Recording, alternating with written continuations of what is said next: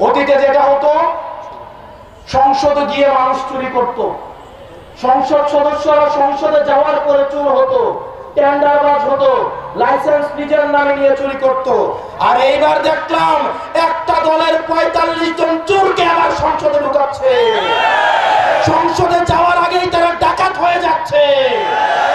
আবার election commission হেসে হেসে বলছে মনে কষ্ট নিয়ে তাদেরকে যেতে দিলাম।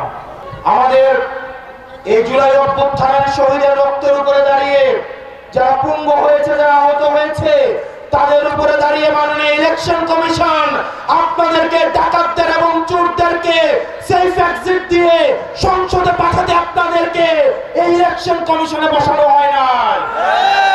আগামী বাংলাদেশ কখনোই ঋণ খেলাপিদের হাতে উঠাই দিব না। আগামী বাংলাদেশ ব্যাংক ডাকাতদের হাতে তুলে দিব না। ব্যাংক ডাকাতদের জন্য, ঋণ খেলাপির জন্য এই বাংলাদেশের প্রত্যেক ইঞ্চি মাটিকে আমরা জাহান্নাম বানাই ফেলবো। এই ঋণ খেলাপিরা ব্যাংকের থেকে ঋণ নিয়ে বিদেশে পাচার করে তাদের পরিবারের জন্য বিদেশে সেফ হেভেন এবং বেগম পাড়া বানায়। আর আমাদের দেশের তরুণ প্রজন্ম কর্মসংস্থানের অভাবে কি নিদারুণ করুণ জীবন যাপন করে